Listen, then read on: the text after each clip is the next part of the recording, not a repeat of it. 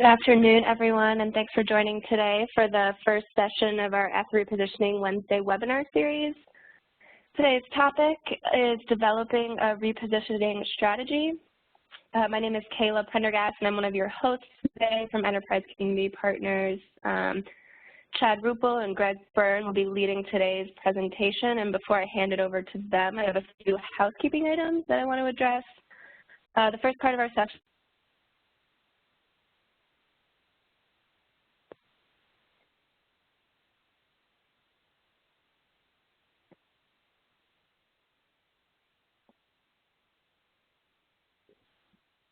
Kayla, if you can hear me, I think we may have lost you for a bit.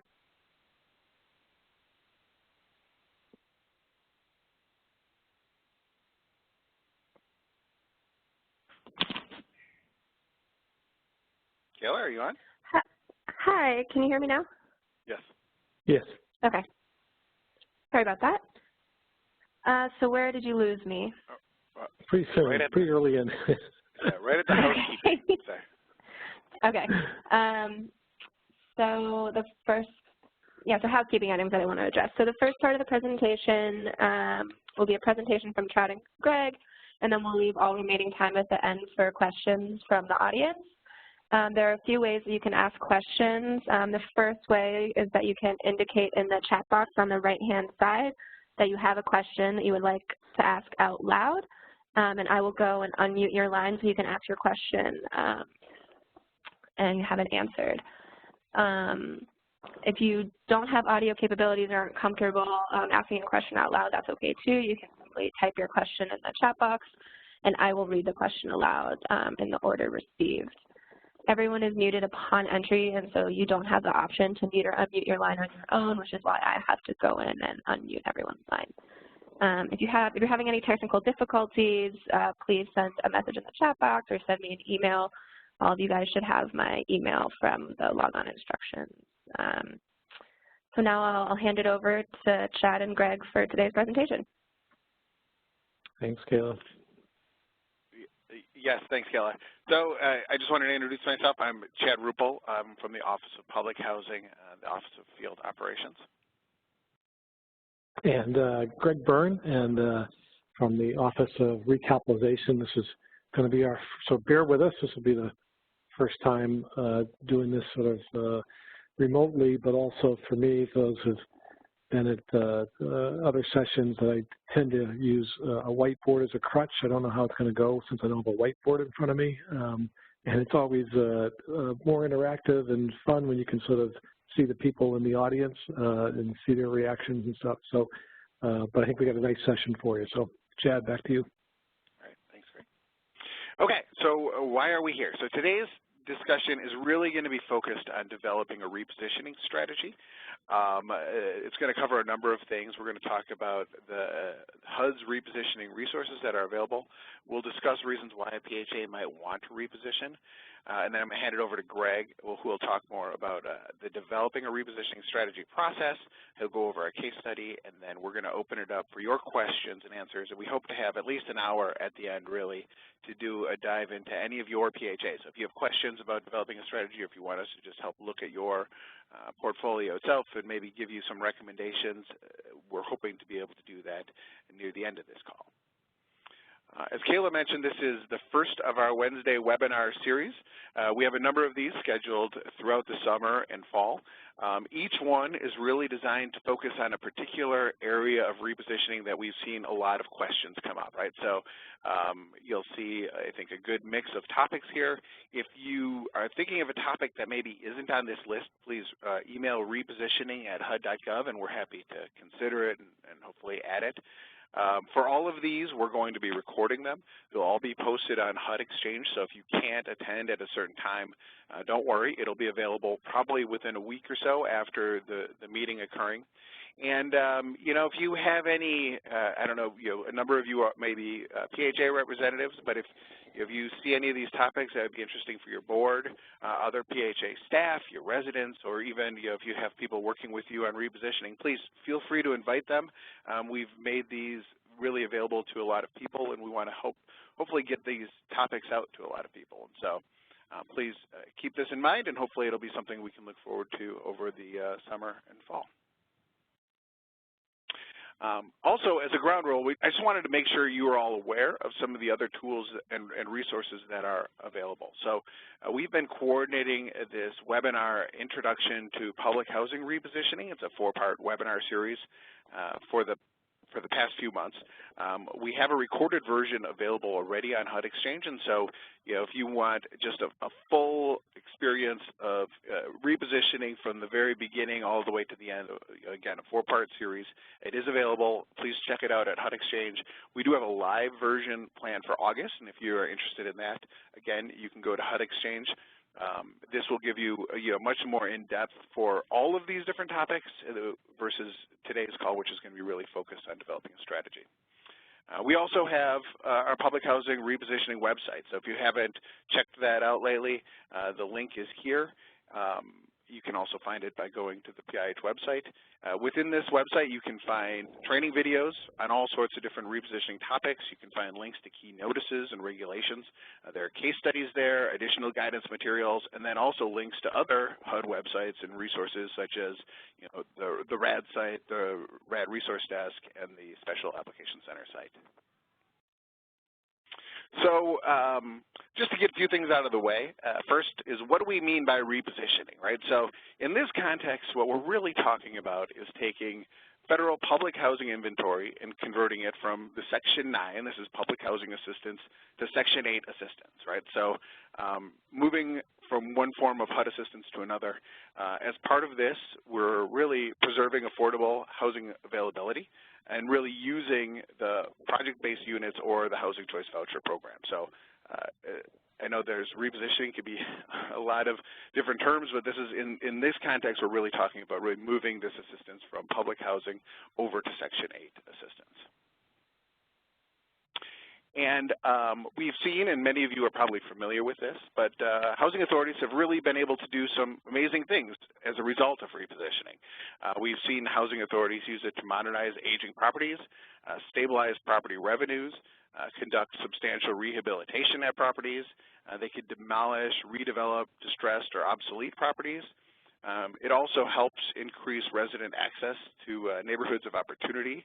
Housing authorities have used repositioning to thin densities and mix incomes. And then finally, also repositioning helps a lot of housing authorities streamline their operations. So a lot of good things. A number of key ones where HUD and PHAs really have these shared goals. Again, all of them are, I think, great, but we have some particular goals here around improving physical condition of properties, stabilizing financial performance and long-term operations for housing authorities, and then securing improved access to affordable housing for years to come. So you might be asking yourself, what is HUD's role in all of this? And our role, for the most part, is just making sure that you're aware of the resources and tools, regulations, everything that's available to help you make these local decisions, right? So we want to make sure that you understand the strategies, right, the tools that are available. And then we also want to provide technical assistance to communities when they're weighing their options, right? So if you need help, and we'll get into this later on in the discussion, but we have a lot of tools available, and we're happy to help make sure that communities and housing authorities understand what their options are with regard to some of the repositioning tools and regulations that are out there. I think the other key thing to note is that this is entirely voluntary, right? Like, we have no plan, as far as I'm aware, of ending the public housing program. This is not, HUD doesn't have a plan of forcing PHAs to reposition. This is entirely a voluntary local decision. We just want to make sure that you know what's available. The existing tools that PHAs use within the public housing program, things like the CAP fund financing, operating fund financing, energy performance contracts, all those things, those existing tools are still going to remain in place. We just want you to know about the tools, the other repositioning tools that are available. So please don't feel like you're being forced into repositioning. This is, again, entirely a voluntary local decision. And with that, I'm going to hand it over to Greg. Okay, great, thanks. Less on this page, just like, where do we start, and And a lot of this stuff surely needs to be framed as, what are you really trying to do with your PHA and with your property? And you know, are you trying to preserve stuff? Are you or do you want to do home ownership, or do you want to do mixed income housing, or do you want to vouch your units out, or maybe you're interested in neighborhood stabilization, and so that you know, everything's going to differ from PHA to PHA and by project, and it's, you don't start by picking a tool. You figure out what it is you want to do, and then decide which tools make the most sense for you, and obviously which are the programs, and we'll go through some of these that which you'll be eligible for. And this third item, sort of what conversion program will generate the most potential project rent, and we'll spend some time on that today. This is where HUD is sort of unabashedly supportive of PHAs, both being aware of and then picking options that may get you higher rent. And that's an odd thing, right? To say, well, HUD's actually going to encourage me to take something that's going to cost, provide them with more subsidy, and we are, we want you to make the right choice for yourself. And the rents aren't always the main decision that you make, but when it comes to real estate, it's often the pretty darn important one. So we want you to be aware of what your options are and what those contract rents would be under whichever conversion option.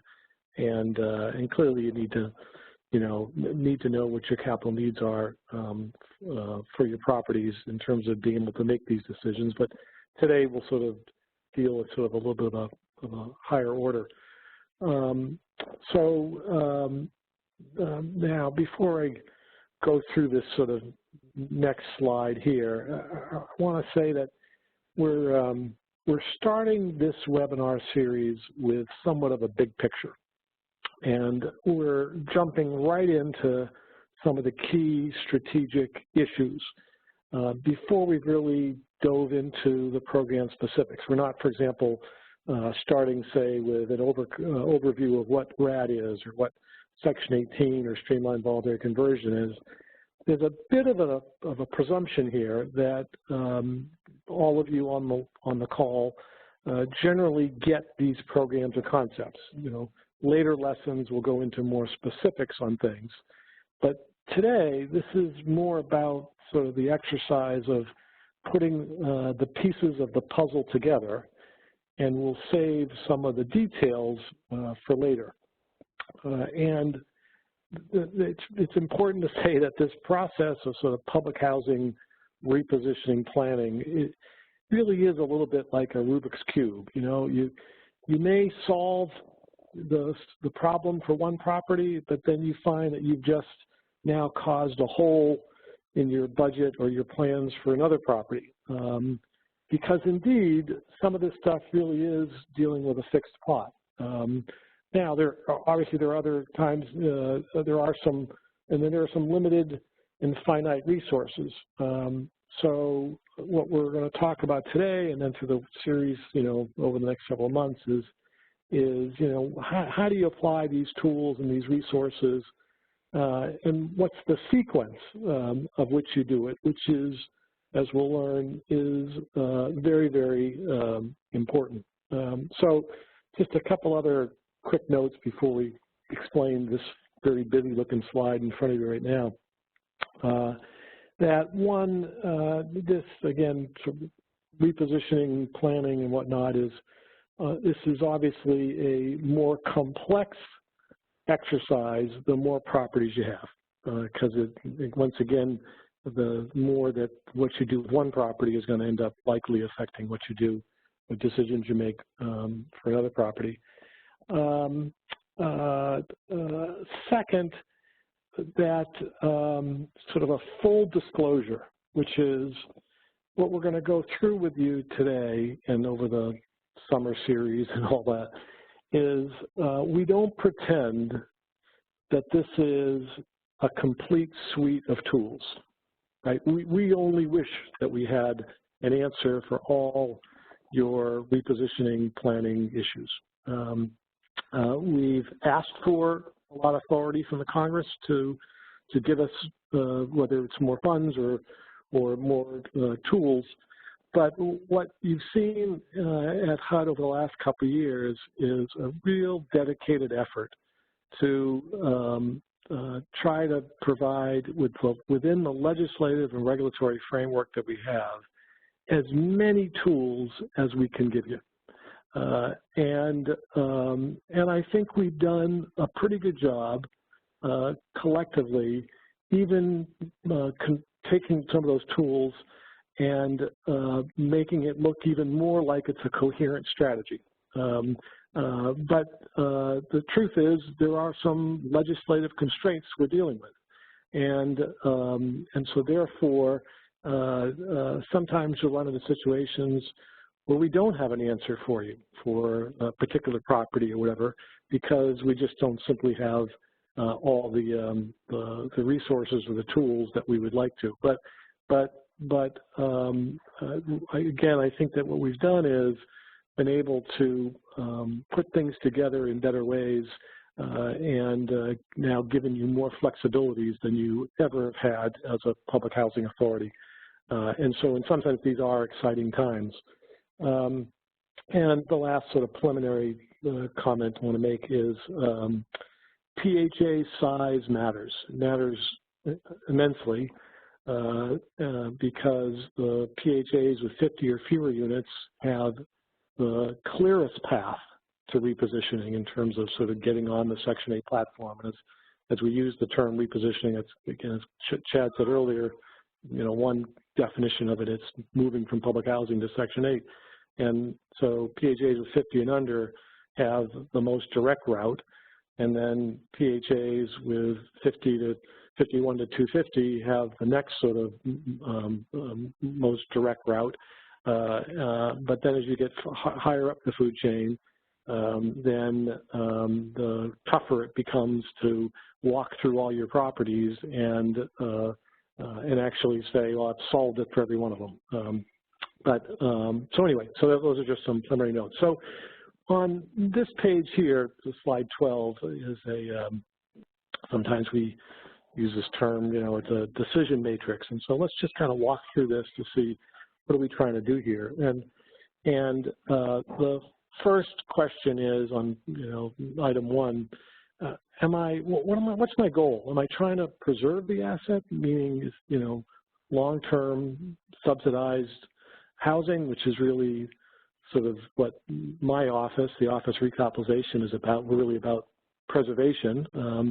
But there are other tools and other things that PHAs may want to do, whereas maybe you're not trying to preserve the asset. Maybe really what you want to do is you want to sell the units as home ownership, or you really have a desire for whatever reason that is important locally to voucher out the stock.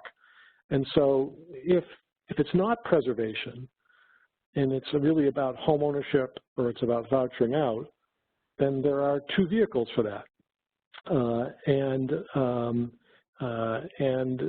If it's home ownership, you can, if you qualify, you could go through Section 18. For example, if you have units that qualify for scattered sites, and you wanted to sort of make those scattered sites a home ownership program, you could go through Section 18 for scattered sites, but create home ownership through the Section 18 program, dispose of them and do it through that. Or of course we have the Section 32 home ownership program that's on the book. So either way, there's a path towards home ownership, and you could pick which vehicle makes the most sense for you if your goal is home ownership. But maybe your goal is, again, not preservation, it's not home ownership, but it's you really want to voucher out. And a couple slides will talk about why would someone want to voucher out as opposed to preserve the asset. And similarly, you've got two choices. You could, if you qualify for Section 18, you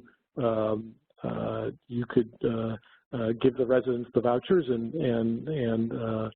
dispose of your property and do something else. But Or, of course, you could do streamlined voluntary conversion, which really the main sort of intent of that program was to voucher out. So the first decision you make is, what am I trying to do? Is it trying to preserve, or am I trying to lead towards homeownership or vouchering out? So let's presume, and it's probably the case, that 95% or more of the situations or the properties that housing authorities have, what they're trying to do is preserve.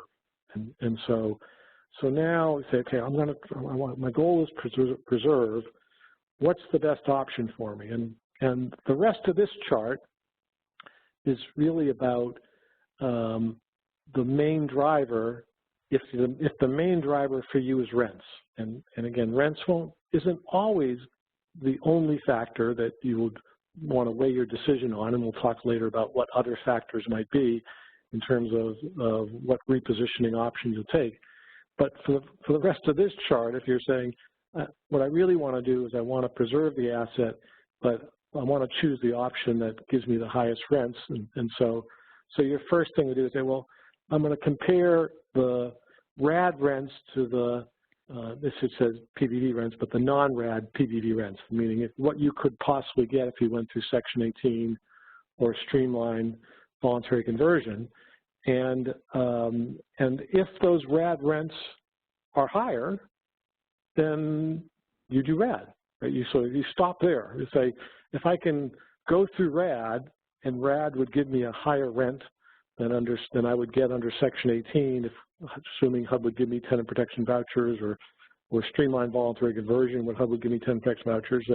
But if I'm already getting a rent from the public housing program that's higher than what I would get under Section 18 or streamlined voluntary conversion, then that's your decision. You say, that's it. I'll stop there. I'll convert to rent because if I'm trying to preserve the asset and the RAD rents are higher, I should do RAD. But what if those RAD rents are lower? And around the country, our modeling says that about 80% of the cases, if you could qualify for Section 18 and if you were eligible for streamlined voluntary conversion, those options actually would give you a higher rent than under public housing. So at 80% of the cases, somewhere around, the RAD rents are going to be lower. So then you say, okay, so if they're going to be lower, let me see if I can convert under Section 18 or streamlined voluntary conversion. Let me see if there's a preservation option that's not RAD that's open to me. So you say, okay, let me first see under row 3, would I be eligible under Section 18 based on either PHA size or scattered sites? So those are two fairly new and easy decisions, which are Section 18 program now says, hey, anybody that's got 50 or fewer units, you can just raise your hand and you can go through, you can convert under Section 18, in which case you would then likely take your tenant protection vouchers that HUD would give you and you'd project base them. So either because I've got 50 or fewer units, or I've got scattered sites, and scattered sites being 4 or fewer units that are non-contiguous. So if my rents are lower, but I'm eligible for Section 18 based on 50 or fewer, or I'm scattered sites, then you go Section 18 and you're done. But if I don't qualify for those two, then you say, okay, what's my next option? My next option is, well, what about this? And I want to do again. I want to preserve the asset. What about streamlined voluntary conversion? This sort of new program, only been around since earlier last year, and it's open for PHAs with 250 or fewer units, and there's no cost test. Just any PHA with less than 250 units is automatically eligible for streamlined voluntary conversion. But because I'm down now by step 4, which means I've already defined that because I'm going down this chart, I'm trying to preserve the assets. streamlined voluntary conversion is, how is that a preservation tool? Well, it's a preservation tool if you decide to take those vouchers, or tenant protection vouchers, and project-base them. But the streamlined voluntary conversion program lets you do that, but only if you get tenant consent. So if you think you're eligible for streamlined because you're either already under 250 or you've taken some other actions that then get you under 250, and you feel that you'll be able to get the tenant consents, then your answer is do streamlined voluntary conversion. You've now chosen a preservation tool that that has the highest rent, meaning these rents would be higher than under RAD. But if it's not scattered sites, it's not your last 50, it's not streamlined voluntary conversion where you don't think you can get the tenant consents, then really the next major option is can I meet the Section 18 obsolescence test? And that test basically being, if it's a elevator building, then 62.5% of total development cost, or if it's a non-elevator building, 57.14% of total development cost. If the property is so far gone that it has such large capital needs, then if you can meet that test, then yeah, you can get Section 18. And many PHAs, even when they meet this test, find that they can still preserve the property because the Section 18 tenant protection voucher rents, when they project-base them, would be high enough combined with other things like 4% credits in order to repurpose and save the building. But if I've gone down through this matrix and my goal is preservation and I can't qualify under any one of those Section 18 or streamlined voluntary conversion categories, then I'm back to RAD. Then I'm back to, okay, those options are now off the table for me. How far can I go in terms of preservation with RAD? And I might have been able to do more if I'd gotten those higher rents under Section 18 or streamlined voluntary conversion. But now let me see what I can do with RAD in terms of making it work. Okay, so let's go to the next slide.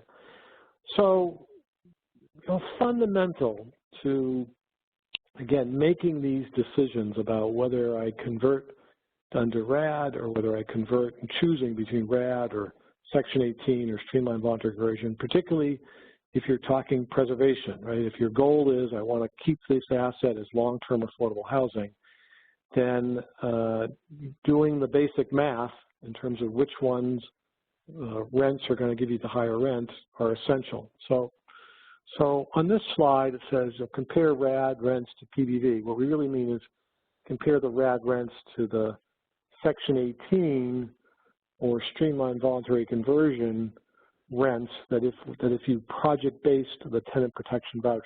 So let's remind ourselves of when you can do that. So under Section 18, if you somehow get through that Section 18 door, which means you're less than 50 units, you are scattered site, your property is obsolete, any of those categories that you qualify for Section 18, then HUD will give you tenant protection vouchers for every unit that's been occupied in the past 24 months, and you can, on your own, as the PHA, choose to project-base those tenant protection vouchers. You do not need tenant consent to project-base. You have the authority to project-base them. Or if you convert it under streamlined voluntary conversion, you could take the tenant protection vouchers and project-base them, but you need the tenant consent. So let's assume under whichever way that you got there, or you think you could get there, is you want to figure out, well, which rent is higher. So if I go under RAD, generally, unless you're subject to the RAD rent caps, and we won't go through the details of the RAD rent caps, but very few properties bump up against that. But under RAD, generally, you're talking about current funding. So we're saying in this case, current funding for this hypothetical project is $600 per unit per month. And remembering that under RAD, the current funding is you add up your tenant rents and your operating subsidy that you received, and you add your capital fund allocation for that project, and just hypothetically, we're going to say it's $600 here for this property. Well, how does that compare with the rent that I might get if I went through Section 18 or streamlined voluntary conversion, and I project-based those TPVs, tenant protection vouchers? How does the rent calculated in the project-based voucher program? Well, the rents under the project-based voucher program are set at the lower of the reasonable rent for the property, whatever the so-called street rent is. You know, what's the reasonable rent for those units, or 110% of the FMR adjusted for utilities. So it's always the lower of that. So in this case here, we say, well, let's say the RAD rents were $600, and let's say 110% of the FMR is $800, and the utility allowance is $100. So the net of utilities is adjusted for utilities is $700, and the reasonable rent is $900 for this property. If $600 is the RAD rent, if the PBV 110 of the FMR adjusted utilities is $700, and the reasonable rent is $900, then I'd get the lower of the two. I'd get $700. I'd get $100 more per unit per month under the if I project-based those Section 18 or streamlined voluntary conversion project-based vouchers. And so that's this sort of new exercise that every PHA around the country is now attuned to, which is which numbers work best for me. And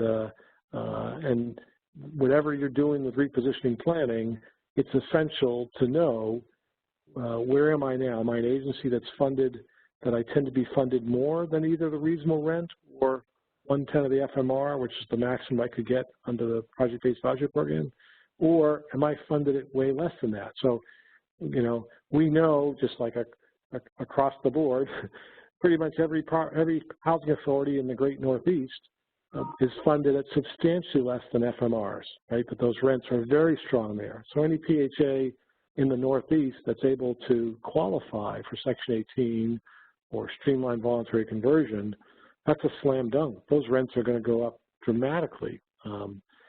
That's not necessarily the case if I'm a PHA in Nebraska or Arkansas with many, many very small PHAs, where oftentimes those fair market rents are pretty low, and the public housing funding actually might be the best deal. So anyway, it's really essential for PHAs to sort of know the basic math of which program's better.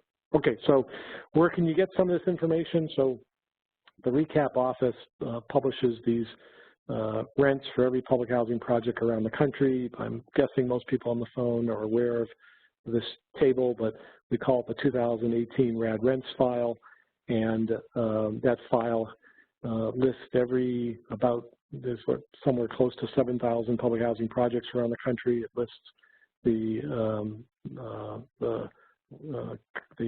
operating fund allocation, the capital fund, the tenant rents for every property in 2018. It also includes what we tend to at least be aware of, the utility allowance for each property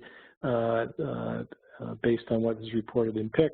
And then we compare those that so-called RAD rent with what the FMRs are and what 110 and 120 the FMR is. So you can, what we don't have, what HUD does not capture, is any information on the reasonable rents for housing authorities. That's a piece of information we just don't know.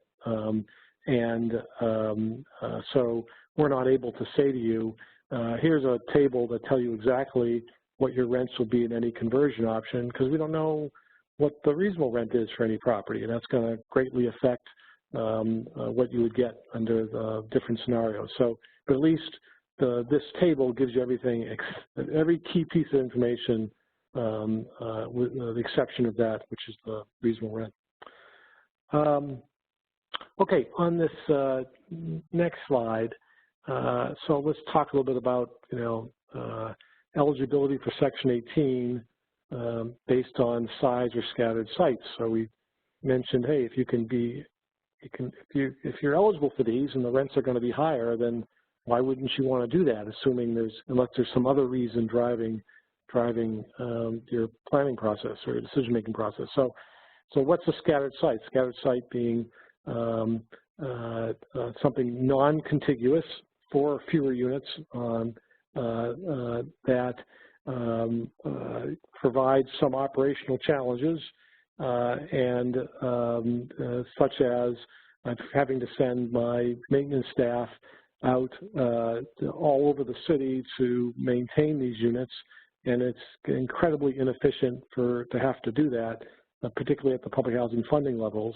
And so that would be generally a solid sort of rationale for why you would want to convert or be eligible to convert this under Section 18 scattered sites. We also mentioned that if you're a PHA with 50 or fewer units, that you're automatically eligible for Section 18. But it also, that includes what we tend to call the RAD Section 18 closeout blend, which is, it's not just when you finally get down to 50 units, but if you have more than 50 units and it's part of a RAD transaction, you can include those last 50 units as Section 18 in your RAD financing plan. So I'm using an example. I've got 130 units. It's my last property in the public housing program. It's a senior high-rise building of 13 stories. Okay, you could propose to HUD or say to HUD, I'm going to close this out under a RAD transaction where 80 of the units are RAD converted units and the remaining 50 units would be Section 18, and we call that the RAD Section 18 closeout blend. So it's when you get down to your last 50 or it's part of a RAD transaction that includes your last 50 that you can go out under Section 8, go out under Section 18. And it doesn't apply just to those today who have 50 or fewer units. It's whenever and however you get down to your last 50, you're eligible. So there's some 800 to 900 PHAs today that have 50 or fewer units, but conceivably there are small and medium and large PHAs that at some point, and we've seen it already, that they finally get down to their last 50 and then they go out under this category. And again, if a property is eligible to sort of meet the definitions for Section 18 or strongline voluntary tourism, if I'm a PHA that's got 50 or fewer units, I could either do Section 18 or I could do streamlined voluntary conversion. I sort of get to the same place in terms of choosing between or being eligible to remove units and get tenant protection vouchers.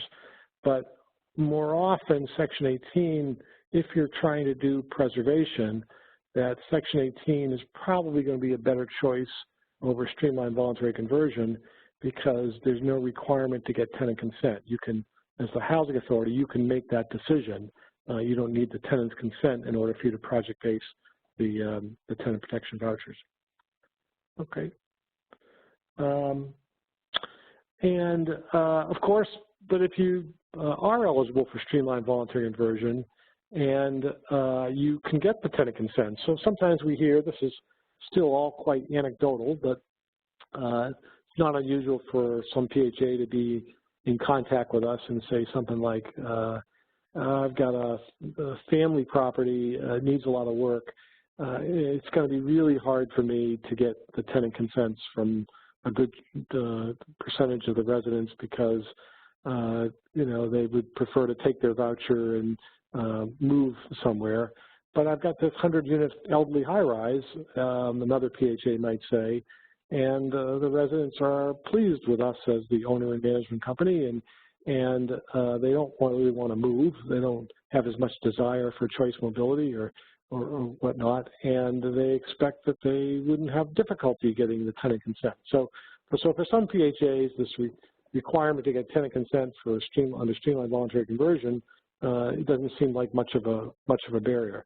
So if in those situations where you can easily secure the tenant consents, the streamlined voluntary conversion can be a good option because if you don't want to do preservation, you can dispose of the property. You can just really voucher out. But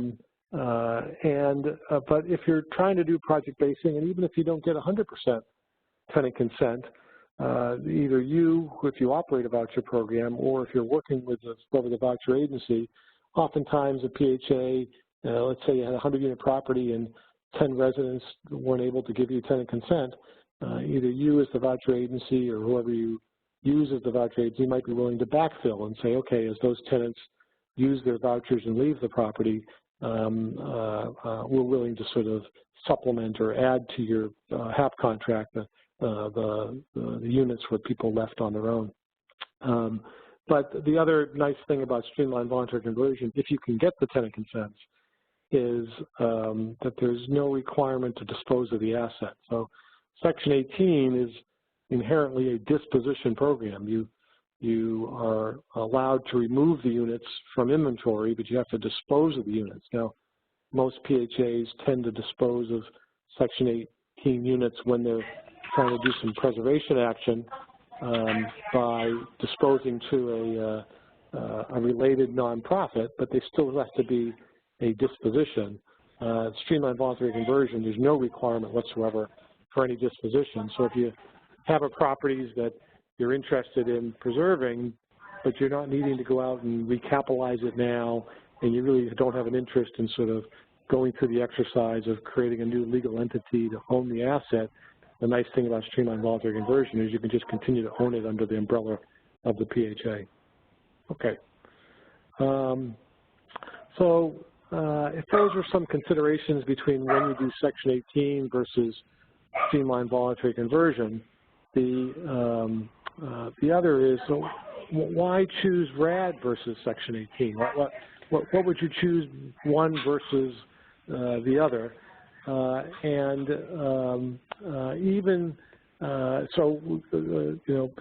Clearly if the rents are higher under Section 18, or that you'll be probably motivated to do Section 18.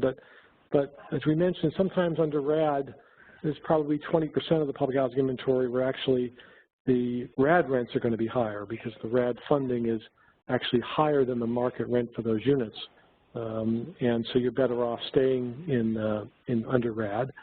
Also under RAD's your only option for any PHA that wants to do project-based rental assistance. And so under Section 18 or streamlined voluntary conversion, you either Kayla or Chad, one of you might be typing. Just check your mute. Right, great. So RAD's the only option that for anyone who wants to move to project-based rental assistance as opposed to moving towards PBVs. And so if you happen to already own or operate some PBRA properties and you want to sort of stay with that program, then that might be another reason you might do RAD. We've seen a few smaller PHAs that have converted, and even though the rents would have been higher if they went through Section 18 and they were eligible for Section 18, they chose to do RAD because they either already had some PBRA properties or there was something about the PBRA program that they felt that a little more comfortable with the stability of that program because it's been around longer than the PBV program. And then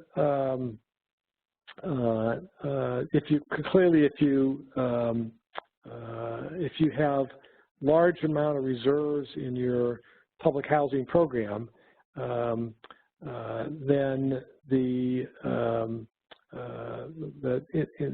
under RAD, there's such special statutory authority that allows you to use your operating reserves to assist with any conversion and to sort of put into the development budget.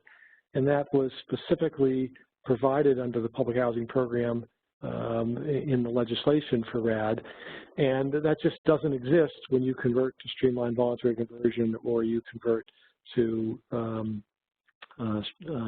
Section 18, that there's no authority that we have now. We know this has been a real contentious issue for some housing authorities to say, wait a second, I qualify for Section 18, 50 or under, or I qualify for streamlined voluntary conversion, but I have these operating reserves, and I'd like to carry those reserves over to the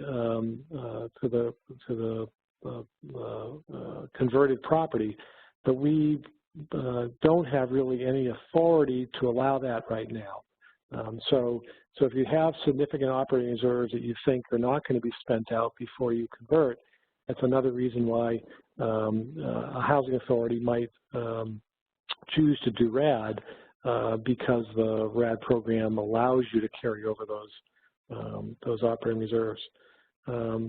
So bear with me just a sec as the technology has just sort of bumped me off, so I need to sign back on. So hold on just a second.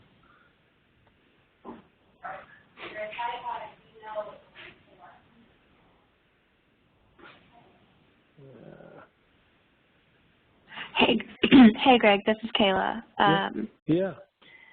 Yeah. I don't know what happened. If for some reason it went down to attendee level, it won't let me switch you back, which is why it took me off mute for a second.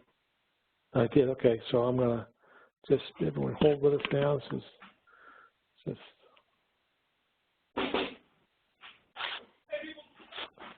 it is giving me a. Thank you. As long as you can hear me, then we will. I'm gonna sort of go to the document and just have Chad move it forward, and I won't promote the slide, right? Okay. So then Chad, okay. Let me pass Great. over those privileges to Chad really quick. Yeah. I think I have. Thanks everyone for just bearing with us here for a second. There you go. Should be good to go. Yeah. Hold on just a moment.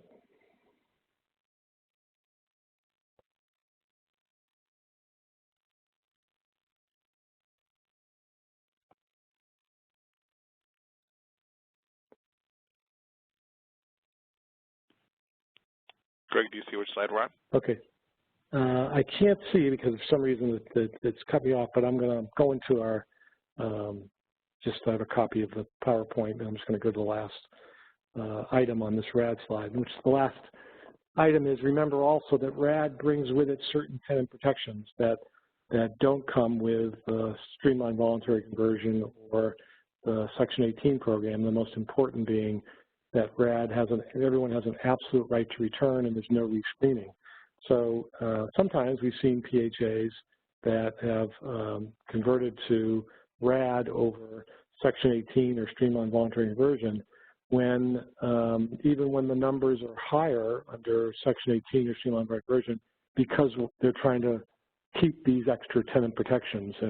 And let's say a family that's over income for the Section 18 program or Section 8 program, but under RAD we would grandfather that family in. Sometimes under Section 18 you can't, so people would choose the RAD program. Okay, so those are some preliminary. So let's go a little bit to the next slide, which is the Middleton case study example. And these properties that are in front of us here are actually names of properties that we did a video that we posted about a month ago on the website that kind of walks through some of the various repositioning options. And we did a medium-sized PHA that had 1, 2, 3, 4, 5, 6, 7 different properties. And we're not going to try to remember each of the properties here, but just for a moment to say, let's do a little thought exercise where you have a PHA that's got 7 properties, and in this particular case, it's got 650 units. Well, I can't say that these pictures actually all come from the same PHA. I would probably place this PHA somewhere in the Midwest, particularly with the sort of lower density property picture to the far right. Okay, so let's just say we've got this property and the agency has got 650 units and different types in its portfolio. So Chad, let's go to the next slide. So you know, really, and we've seen different PHAs and different PHA advisors and consultants prepare some pretty nice planning matrices for PHAs in terms of sort of trying to slot properties. And this is one of the sort of the bigger sort of points that we'd sort of like to get across to everybody is this exercise of public housing portfolio planning is here you have those 7 properties sort of appear here on the left, you know, go down starting with Northside and Abbott Heights. And then you have your repositioning options to the right. So what are those repositioning options? So let's start with RAD again. So there's the standard RAD, which is available for every PHA, and then the next is streamlined RAD, which is much like there is a Section 18 for 50 or fewer units, there's also a streamlined RAD for PHAs with 50 or fewer units. It doesn't give a PHA any more authorities, it doesn't give them any more funding, but what it does is greatly simplify the RAD financing plan submission requirements for any PHA with 50 or fewer units. For example, there's no requirement for a independent physical needs assessment for PHAs with 50 or fewer units.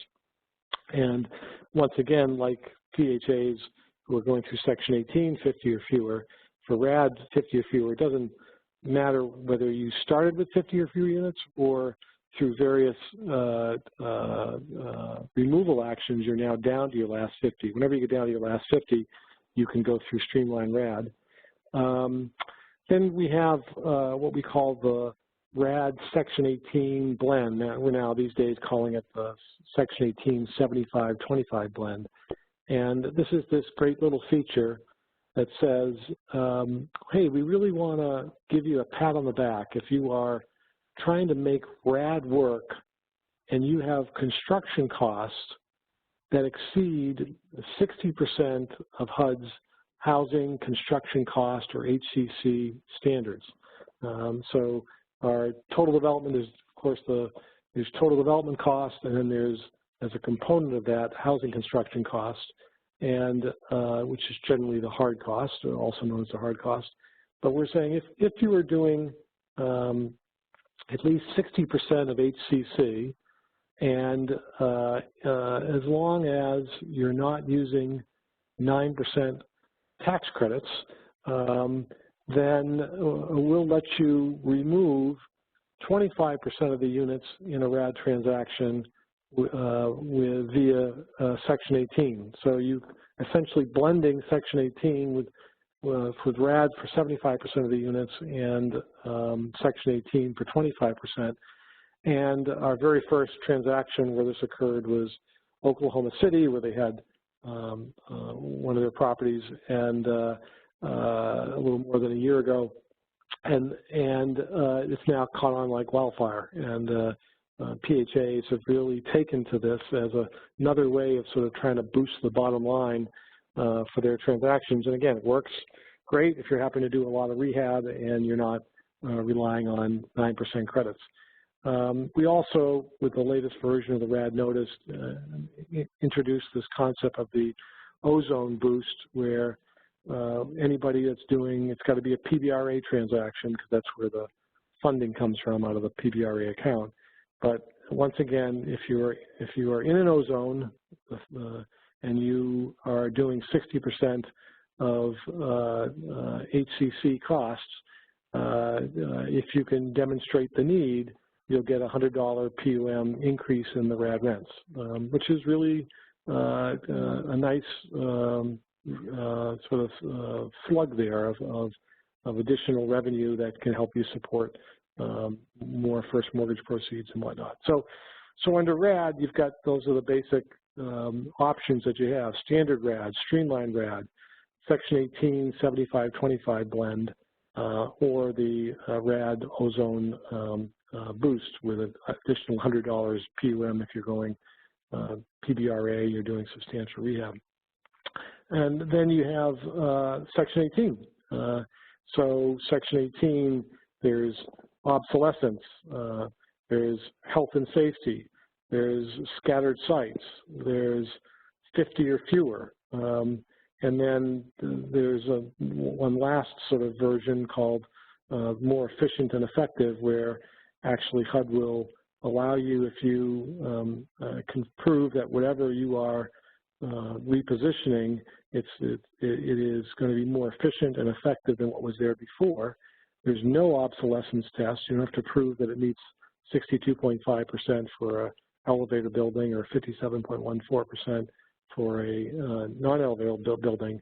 But rather than giving you 100% TPVs for every unit occupied the past 24 months under efficient and effective because you didn't pass an obsolescence test, HUD only will give you tenant protection vouchers for 25% of those public housing units in that property. So this is really a last sort of last choice, last option for a PHA that is really wants to reposition and redevelop a property. And even though it won't get 100% replacement vouchers from HUD, it's willing to still move forward. So not that many PHAs are really that inclined to this because it really is sort of cannibalizing your inventory. But from time to time, people have an asset that's so undesirable, or where they really want to redevelop it, and even if it means they're going to lose some inventory. And then lastly, the last two columns are you either have section streamlined voluntary conversion, or you have section 32. So you can see in this grid that really a PHA would go through its properties and begin to say, well, I think this is a simple RAD no debt deal, or I think this is a RAD debt only deal, or this is a scattered sites. So let me go through section 18 scattered sites for this property, or this is a property that certainly would meet obsolescence or would meet health and safety criteria, and I could remove those units through section 18. Or PHA decides I want to remove units through streamlined voluntary conversion. That's if they're eligible, that's their choice. But you would walk through every property and try to sort of firm up what the basic strategy is. And of course, it's lovely, right, when you go through this exercise and you find an answer for every property. And that happens once in a while, right? So when I said earlier, I started my talk is that we're not pretending we have an answer for every property in the public housing inventory, right? We wish we did. We have more tools than we've ever had available, but it still may be when you go through this exercise that you have holes, and to which you'll still be scratching your head saying, what do I do with this particular property or these 2 or 3 properties? But we've certainly worked with housing authorities that have been able to run the table, where they are able to absolutely reposition with the tools that are there, and isn't that sweet when that happens? But there are times when it doesn't, and don't feel as if you're alone if you go through that exercise and you're still missing a solution for one or more of your properties. Chad, go ahead, go to the next slide. So some key points with all that is, and sort of consistent with the theme of this very first webinar, is we really encourage PHAs that when you go through this is try to look at your whole portfolio at once. from time to time, we see PHAs either submit applications for us under RAD in which they may have just picked 2 properties to do RAD, which is fine. We love the work, but it wasn't part of a coherent plan. And not that you have to prove to my office that you have a coherent plan. We look at properties one by one. Is this particular transaction, is it financially feasible? Can you preserve that asset for the next 20 years? That's our basic sort of test we do. And we're like, sure, but we don't ask the question, what about the rest of your portfolio? We just really believe that that's good business practice, that you really should, and the bigger the portfolio, the more necessary it is try to analyze all of it. And then, if some of the units you apply for us, great, and some of you go to the SAC, great, whatever. But that you really have a strategy for you've looked at the whole. Also, clearly that the tools and process is going to be different depending on the PHA size. Again, if you're under 50 units or between 51 and 250, those make you've got different options and requirements. The smaller you are for an agency. 3, this really is an iterative process. It's hardly ever we've run into an agency where they've got it right on the first pass.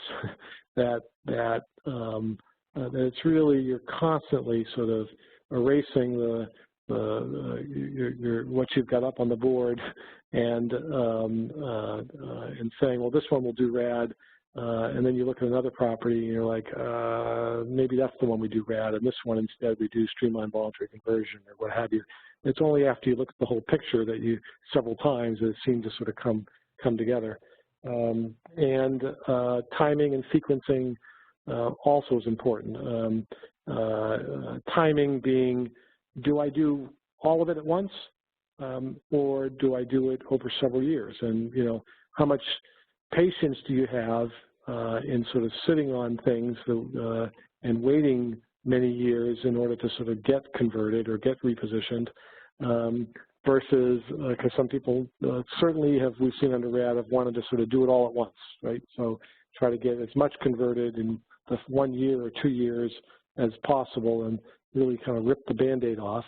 And other PHAs saying, we just simply don't have the capacity or bandwidth to do that all at once, and we're going to stage this over several years. And moreover, we may need to really stage this over several years because we've got to rely on either 9% credits for some of these transactions, and that's going to take a while to get that, or my state has some volume cap issues, so I'd like to do 4% tax credits, but I can only get so much bond cap in any 1 year, so I have to do this over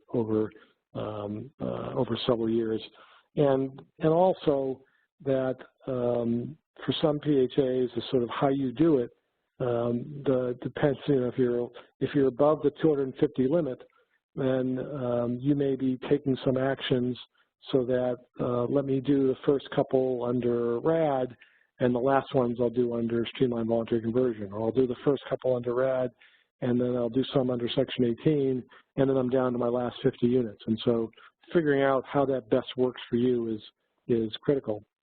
Of course, identifying the different financing options, and just remembering there's all sorts of conversion types. So under RAD, of course, there's no debt deals where you think that the property, let's say, was renovated under our stimulus grants, 10 years ago. That property may be in really good shape and doesn't need any debt, and you can make that an easy conversion. And there are going to be some that you require debt and some that require tax credits. And so it really sort of all depends on sort of which option. And of course, that's if you're going through RAD, you're going to have to prove to us that you have the wherewithal to meet the capital needs of that property and be financially feasible for the next 20 years. If you go Section 18 or streamlined voluntary conversion, you never submit a financing plan. You don't have to prove to the SAC, the Special Application Center, what the post-conversion feasibility of the property is. No, instead, when you really when you're applying to the SAC and for a streamlined voluntary version or Section 18, it's very different. It's really, do I simply qualify for those two programs? What you do afterwards is really your decision. The SAC doesn't really say, well, I see where you're going to convert this Section 18, the scattered sites under Section 18, so remove them through Section 18 scattered sites, but you don't have to submit to the SAC a feasibility 20-year pro forma of how those units are going to perform. You're eligible. So the SAC doesn't ask you that question for pro forma. So there's no financing plan submitted when you go through Section 18 or streamlined voluntary conversion. It's really under RAD that we sort of look to see, prove to us that you can preserve this asset for the next 20 years. So, okay, Chad, you want to go to the next slide? Yeah, Greg. So, okay. Thanks for that, and I know, I'm sure there's plenty of people excited to really dive into their questions and talk about their portfolio. We just wanted to remind folks of a few more resources that are available. As I mentioned earlier in the presentation, we do have the Public Housing Repositioning website. So here's that link again, and from there you can get to all sorts of other HUD websites. There's great training videos there. You can also link to our previous more in-depth Introduction to Repositioning training series. So please consider using that website as a starting spot.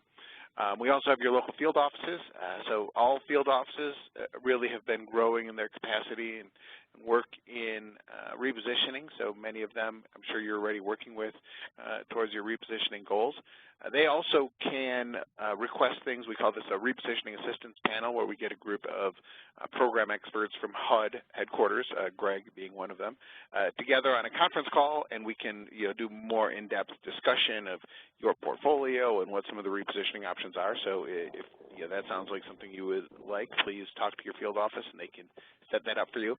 And then finally, we have just a general catch-all email box, repositioning@hud.gov. And so if you have questions there, we'll make sure it gets routed to the correct people, and hopefully it's an easier email box for you all to remember. So this is, I think, hopefully the exciting part of the conversation here, where we really want to turn it over to you all. You've been listening, and Greg, I think, has done a great job of explaining kind of the thought process behind a repositioning strategy.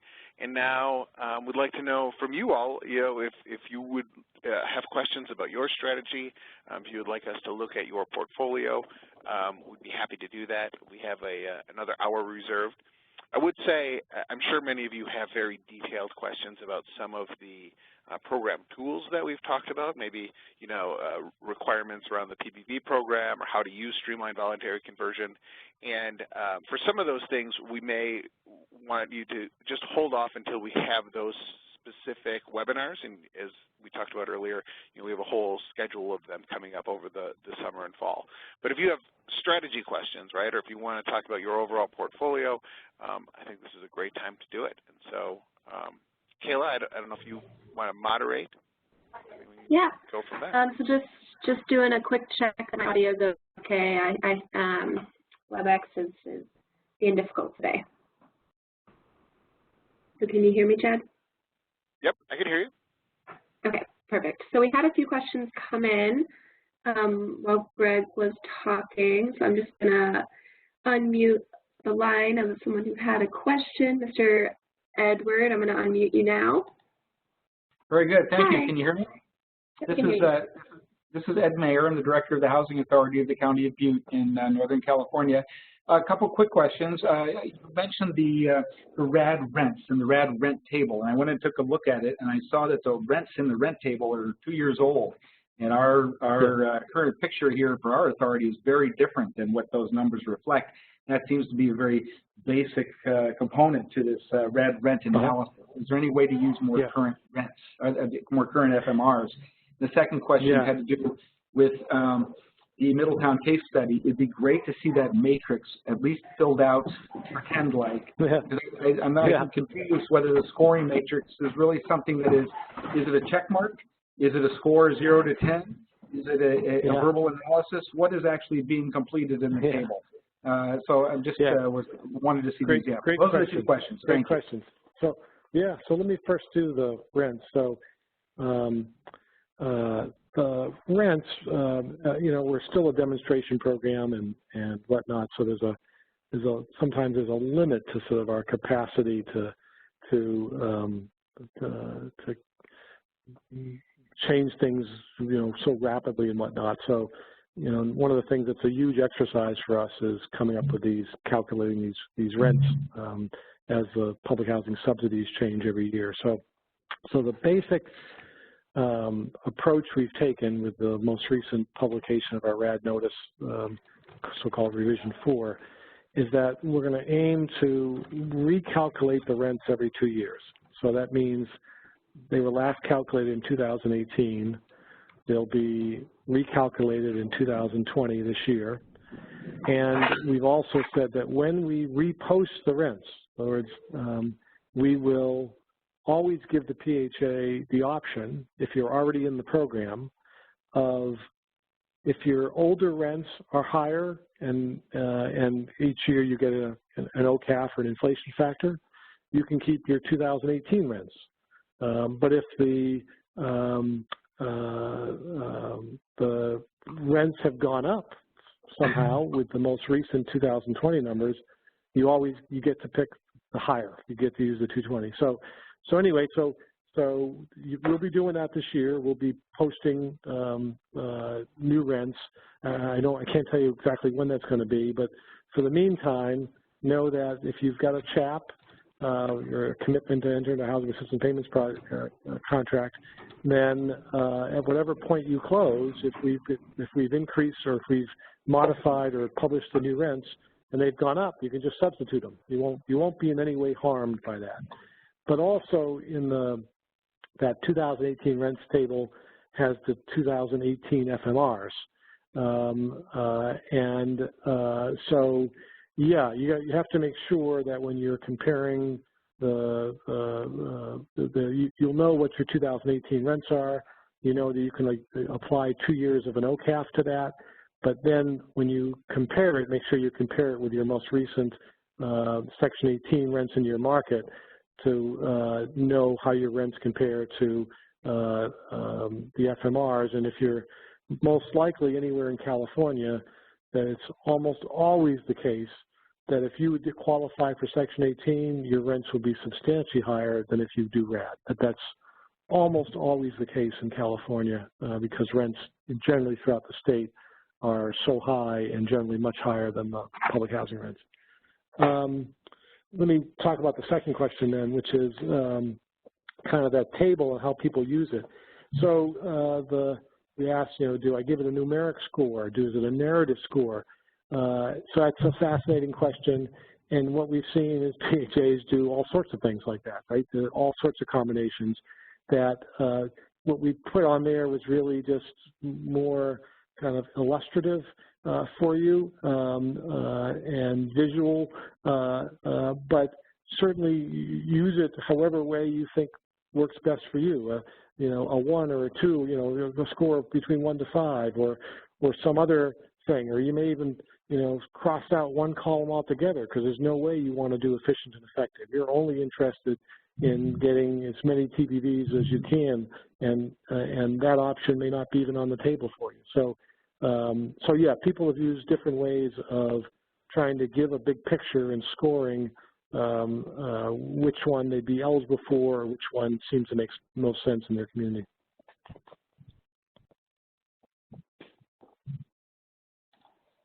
Okay, thanks, Greg.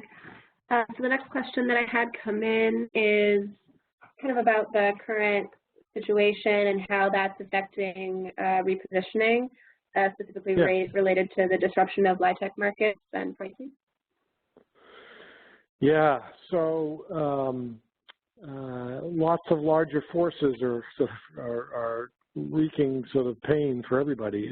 Clearly, all the challenges that residents have today, all the challenges that housing authorities are to provide services to residents and keep them safe during this period. But then, and then more mundanely, well, we have these various requirements, for example, for tenant consultation, and how do you do tenant consultation when people are in lockdown? So from our position, that we have essentially said, hey, we'll be as accommodating as possible with respect to certainly milestone extension. So whatever is reasonable, we'll get you a milestone extension if that's what you need. In terms of tenant consultation, we're not waiving the need to consult with residents, because we think that that's still really at the heart of this program. We will consider alternatives to in-place meeting, so through teleconference or something else, that's permissible, but still the basic need to meet with residents, whether it's before you apply or after you get an RCC or something, is still essential. And again, if that means that it has to delay your financing plan, we're fine in giving you whatever extensions. In terms of what it means for the different equity or debt markets, that clearly the interest rates are as low right now as we've ever seen them. So now is a good time, clearly, for anybody considering long-term mortgages as a source of capital. In terms of the impact on pricing for tax credits, we have less a handle of that. We've heard a lot of static. We understand that some places have pulled back a little bit, and the pricing isn't as good as it was when things were more stable a few months ago. But we're hoping that things will at some point settle down as they did the last time we faced this a few years ago. So I don't have any real crystal ball that I'm going to be able to share with people, but the best thing we can do right now is just simply allow people, if they need more time, more time. Great, thanks, Greg. So I have one more topical question. I'm going to unmute a line 4, and then we have someone kind of requesting to do a portfolio look. So, Kayla, say that again. I have one more kind of topical question that I'm going to unmute someone's line for, and then we'll move into someone who wants to do a portfolio kind of review. Yeah. Great. Just scroll down. Okay, Charlene, I'm going to unmute your line now.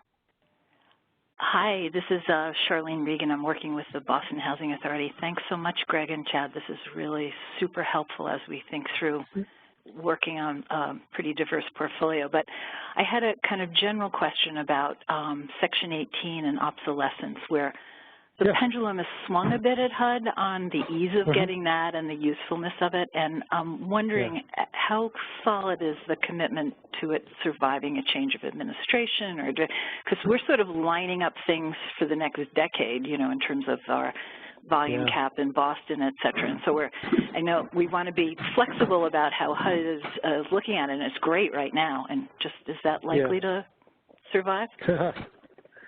That's putting you on the spot, I know, but how dare you, Charlene? No. You know, much of what we're doing with all these tools to reposition public housing and whatnot, particularly the movement to Section 8 and tapping into Section 18 in ways that possibly weren't as more fully explored before. You could say, though, that these really are just extensions and permissions that are inside the 2016 HOTMA legislation, the Housing Opportunities Through Modernization Act, which had wide bipartisan support. So, you know, in there you see lots of language about project basing of Section 8 tenant protection vouchers in formally assisted properties and in public housing properties. And so I think there's really a growing awareness of sort of both the need in many cases for housing authorities to have contract rents that are higher than the current public housing when you're really talking about major redevelopment and repositioning. But again, we really are stealing or using tools from that 2016 legislation. So I would hope that indeed that people, no matter what administration comes in, sees that this platform of Section 8 is just essential for PHAs to address these large backlogs. So that's my shot at answering your question.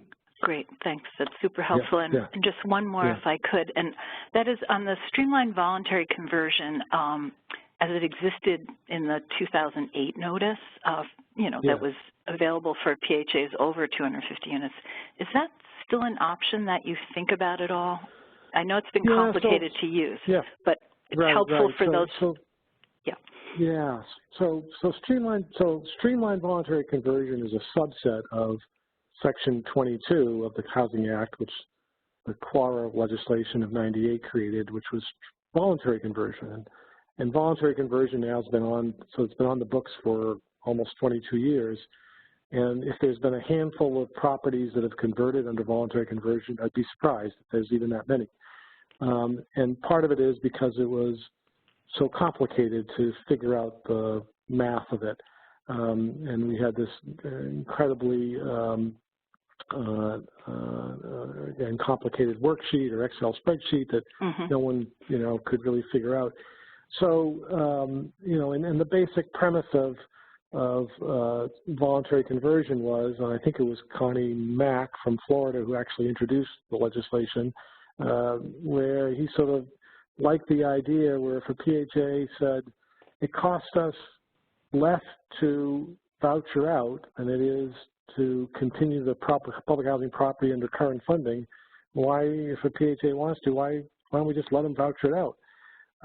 So that program is unaffected by streamlined voluntary conversion. So voluntary conversion, so-called the standard, still exists, but it's more challenging because you have to do a cost test, and that cost test has to sort of show that it actually would cost you less to give someone a voucher than it would be to continue to maintain it under the public housing program. So for anybody who's trying to do redevelopment, you don't want to go there, right? Because if RAD allows you to at least keep the current public housing funding, if you were to do streamlined voluntary conversion, you're making a case that it's supposed to be costing us less. But it's still on the books, and some PHAs have done it, but again, not very many. So streamlined voluntary conversion really is just this sort of subset where Fred said we have this enormous flexibility under the statute to create certain categories of PHAs, and the department decided that we'll waive the cost test for PHAs under 250. But certainly anybody above 250 can still try their hand at yeah, right. Okay, good, thank you. Yeah, sure. Okay, thanks. Now I'm going to unmute Jean's line. She is wanting to look at the property MN077. Is the number on here? Sorry, I got to scroll through everybody. Okay. Hi, Jean. Hi. We're looking at doing repositioning.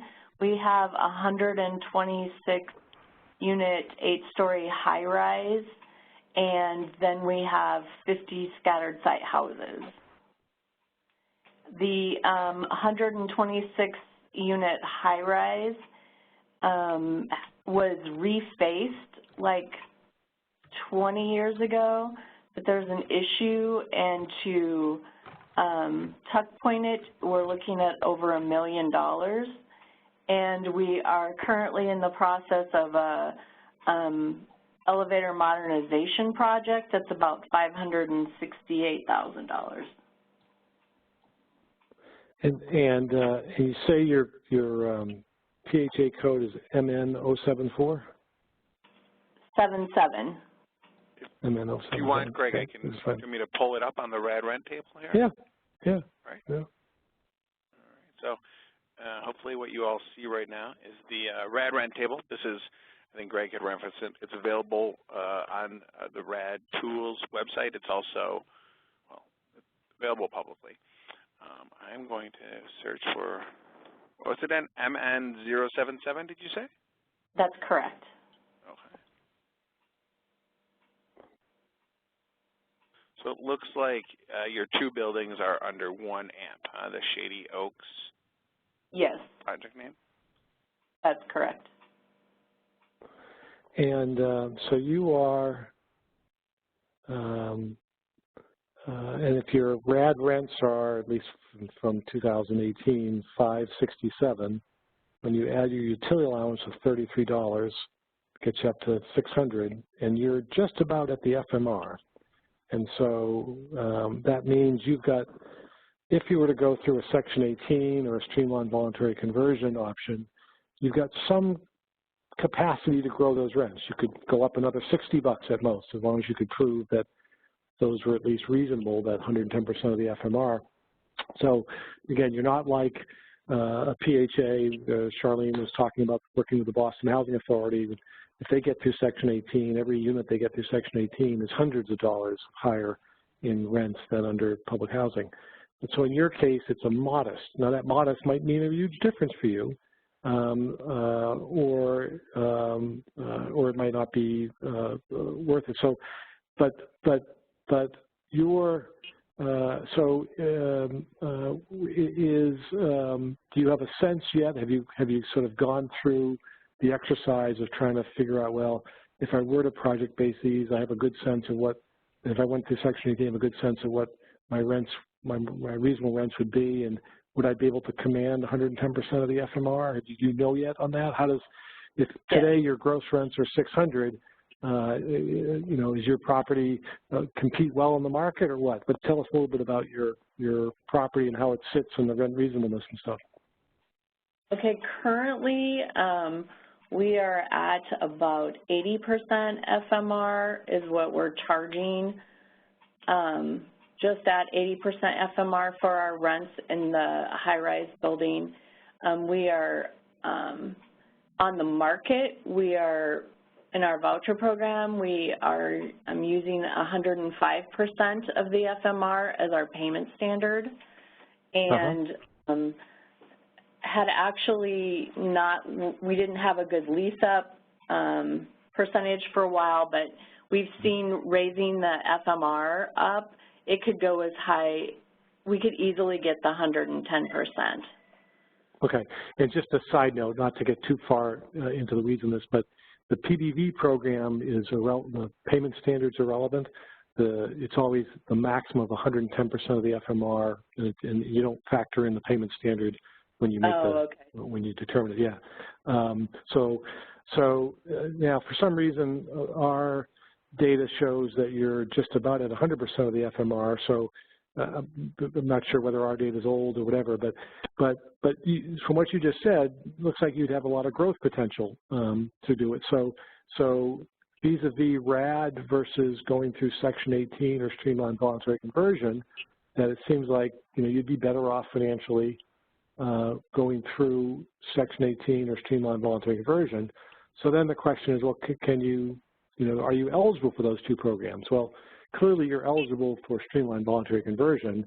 Would you be eligible for Section 18? It sounds like while your property is finishing up some roof work and some other stuff, that it's nowhere near something that would qualify for Section 18 obsolescence. It probably, you've done a good job keeping the property up, so there's no real health and safety that would cause that property to need to be disposed of. It's not less than 50 units, so it doesn't qualify for that. It's not scattered sites. So, your options really are, I do RAD, or I do streamlined voluntary conversion, which is sort of the other side of the equation, where all 176 units would be eligible for tenant protection vouchers. But of course, you'd need to get tenant consent to project base them, which you might either decide, that's no big deal, or you might decide, I don't even want a project base. I'm happy vouchering out and just letting people stay there or not stay there. But so your two extremes, based on what you just said, with your all RAD or all streamlined voluntary conversion, or you could split it in almost not quite in the middle, but you could also do a RAD Section 18 blend where you do RAD for 126 units as long as it was part of one transaction for all 176, and that 50 of them go Section 18 under the so-called RAD Section 18 closeout blend. So that's a mouthful right now, but just and if we're all sitting in a conference, sitting in a room, we could see each other. It'd be sort of fun to engage others in the audience to say, what would you be advising for this PHA? But from that very quick, and we can certainly follow up with some follow-up calls. But what's your gut tell you that what are you most likely leaning towards, and how we might be able to help you? Well, we were leaning towards the RAD on the 126 units, and then on the scattered site houses, if we did the, I think it was the Section 18 on those. Is the question about those is so those, sorry to interrupt you, but for those 50 or so units that you call scattered sites, scattered site happens to be in the public housing PIC system the most common name of a property in public housing. But unfortunately, the name itself isn't an appropriate enough description or characteristic to associate with 4 or fewer units on non-contiguous sites. So are these truly like single-family homes or duplexes scattered throughout the community, or are they on 2 or 3 different sort of sites, in which case they wouldn't qualify for the Section 18 definition of scattered sites? How would you best describe these 50 units? It would be, there are some of them, they're single-family homes or duplexes, and some of them are along, like there might be 5 of them on a street, and then somewhere else in town there might be a couple. There might but be even those 5 on a street, are these 5 on a street, are they lot by lot right next to each other, or are they one's on the bottom of the street, one's in the middle, one's on the other end? No, they would be right beside each other. Okay, all right. So what you'd want to do is you'd want to, go through that inventory and see how many of these really would meet the Section 18 definition of scattered site. That, again, 4 or fewer units that are non-contiguous. And let's say you said there's 50 altogether scattered sites, and I'm just going to throw out a number for you. And you're going to say 20 of them meet this definition of 4 or fewer units on non-contiguous sites. Then my recommendation for you would be to say, okay, let me first qualify for whatever Section 18 I can. I'll take those 20 units. So now I'm down to 156. Then the next thing I'd be eligible for is do the remaining number of units under the RAD Section 18 blend, where you could pull out, if the site's configured that way, pull out the remaining inventory with 50 converting under Section 18 and the rest under RAD. So in other words, you could probably get up to 76 Section 18 units in your portfolio based on what you just said. And that would be okay. Okay. I would also add, so we know a lot of PHAs will go this route, right? Like converting Section 18, converting scattered site units to Section 18 is a really easy next step, and it also, you get this benefit of the DDTF and our funding that comes with the Section 18 removal. And because we know it's so popular, it's actually the topic of our very next Wednesday webinar, right? So if you're interested, if you want to learn more and really do a deep dive of some of these scenarios, on June 3rd, we're going to have some experts from the SAC on, as well as some PVV experts to really walk through all the different iterations of how you can convert over scattered site units. So Obviously, if you're more anxious than that, we can work with your field office and set up a repositioning panel or do all sorts of things to provide you technical assistance. But for anyone listening, our very next topic is going to be focused on this exact type of scenario of converting scattered site units. And it's worthwhile saying at this moment, I think Charlene, from when she had the question from Boston and when you mentioned it, Chad, about processing, that you know, just give enormous credit to PIH and the Office of the Special Applications Center that things have just, it's a sea change in terms of what's happened in terms of processing of Section 18 applications. And so for years, many people thought, oh my gosh, going through Section 18, that's murderous. You know, I don't want to do that. Will take forever. And the SAC office really does turn this stuff around quickly. You have a complete application, you know, it will largely get approved within 60 days. But the ones that even take less time, if they're a complete application, are these 50 and under and scattered sites, because there's not much for the SAC to do. I mean, they still have other sort of checklists to do, and they have to talk to FHEO and other things, but it's much less complicated doing one of those than doing an obsolescence one. But even the obsolescence one, if the application is clean, they can get it out their door in 60 days. So I just want to make sure that no one sort of still has this image of the SAC from many years ago where it was much more difficult sort of trying to get an application through. You know, you qualify, you'll get approved, and you'll get approved in pretty fast time, you know, certainly for government standards.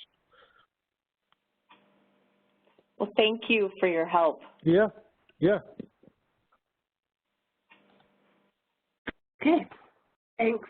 So I have another question from someone who's unable to unmute their line, and so it's about an excerpt from a RAD blast, and she kind of wants some clarification on it, so I'm going to read it out to you, Greg. Is that okay? Yeah, you're going to read it or you're going to post it? What are you going to do? Yeah, I'll read it. I'll read it, yeah. Yeah, okay. So authorizing PHAs that use Section 18 in conjunction with RAD, i.e. RAD Section 18 blends, to convert the Section 18 units to PBRA contract in lieu of awarding tenant protection voucher assistance. Currently, the vouchers awarded following a Section 18 approval can only be used to support a project of PBV contract. This new option will simplify administration by HUD, PHAs, and owners. It looks like it just wants some clarification there. If this is better suited for another webinar, that's okay. So, Kayla, again, some of it was a little bit hard for me to hear the whole, but are they asking about the RAD Section 18 blend and sort of how the processing works and how the two offices coordinate to make sure we don't trip up, or what's the, help me with the question again? Yeah, so it's more just kind of explaining that excerpt, basically that the difference between PBRA and PBV, and if the new option will simplify administration by HUD or housing authorities and owners. And sorry, just one more thing.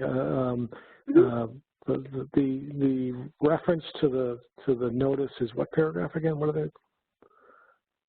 They didn't give me a section. Yeah. They just did. Yeah, I'm maybe still a little confused. Maybe I'll ask if they can type in a clarification, and we can have them type that in, and then I'll come back to it. Yeah, that'd be great. Yeah, I'm sorry. Yeah, unless Chad, okay. you no somehow understand it. No. Okay. So I'm just gonna ask folks again if you want Chad and Greg to go over your portfolio, to write a note in the chat box. We have about 20 minutes left, so plenty of time to go over a few more. I'm not seeing anything on my end right now. Chad or Greg, I don't know if you've got any messages in your chat box. I don't see anything in mine. Okay.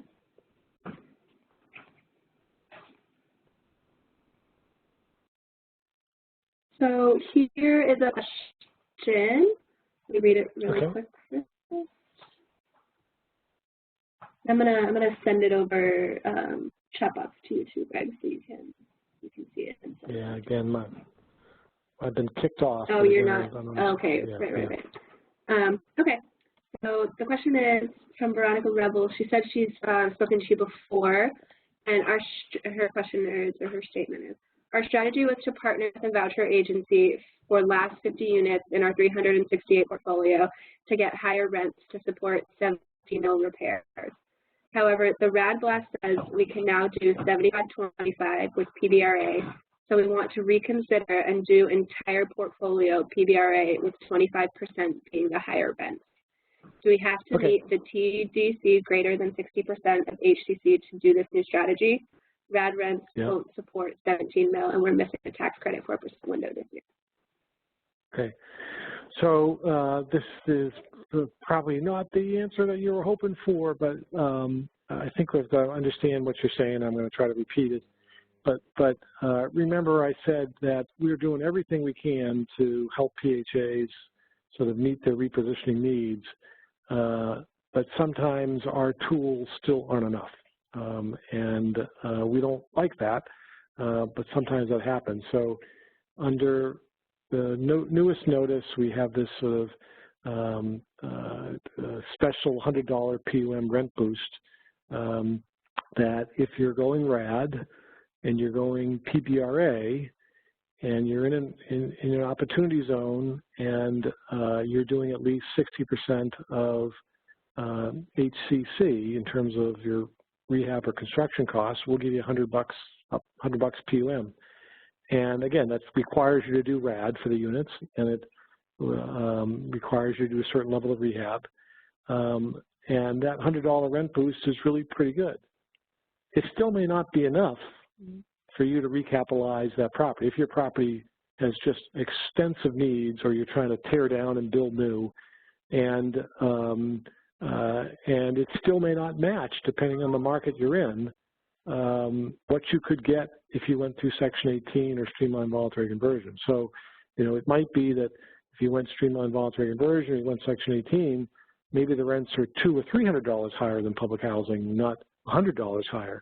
And so in that case, if you could qualify under Section 18 or under streamlined voluntary conversion, by all means, do it, because it's better off. But if you don't qualify for those two,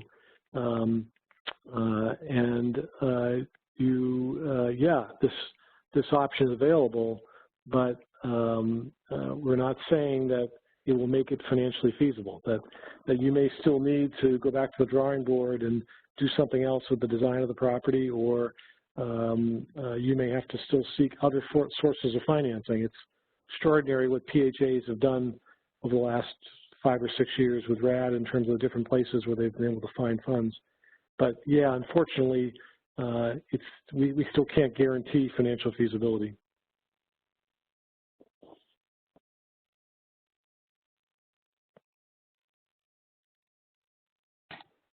Okay, thanks, Greg. So I'm not seeing anything else in the chat box right now. I just got another one.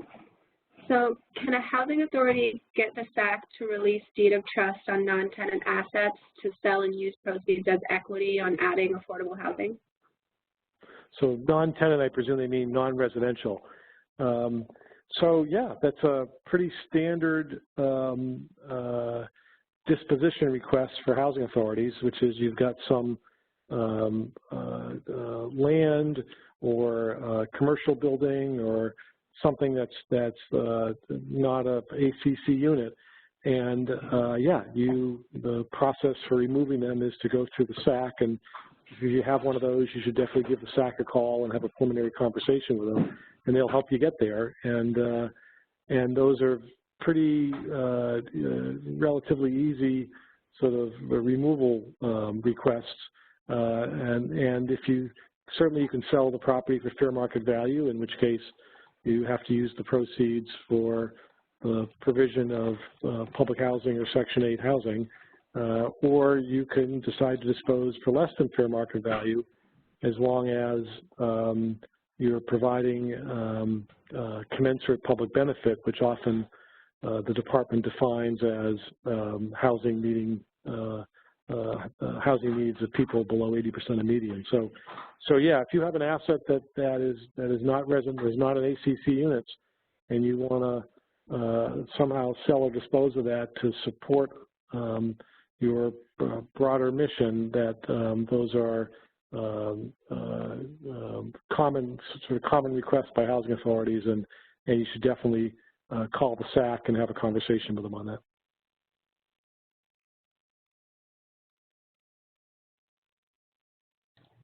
Okay, thanks, Greg.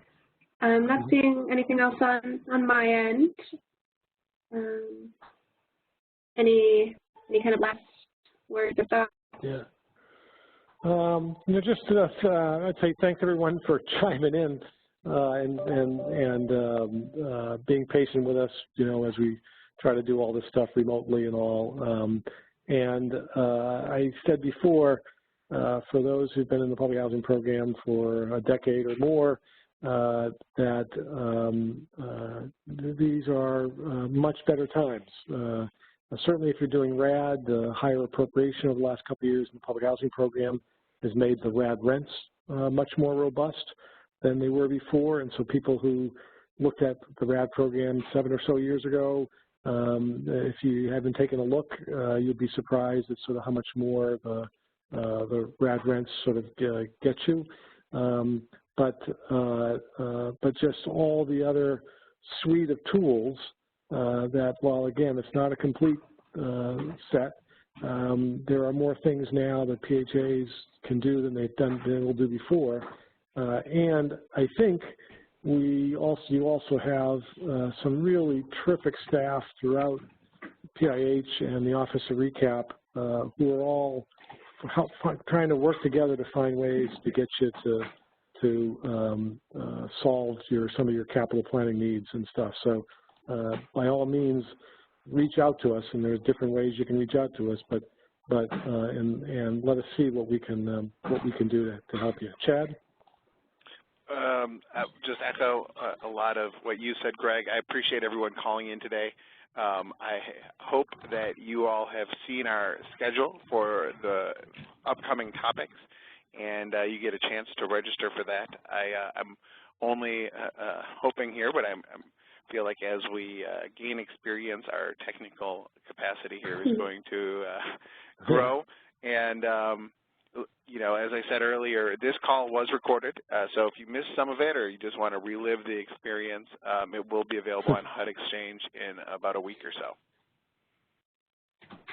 Yeah, and I echo Chad and Greg there, and I just, so everybody knows, at the end when you connect out of this session, you should get a pop-up to complete a survey. Let us know how we did, any thoughts you might have, anything we can do better. We'll take a look and try and incorporate what we can into our next session. And, again, just thanks everybody for being patient. Technical difficulties sometimes, I think, now that everybody's online, the server gets overloaded and just randomly kicks people off. So appreciate your patience, and look forward to seeing some of you again on the 3rd. Great. Thank you all. Thanks, everybody.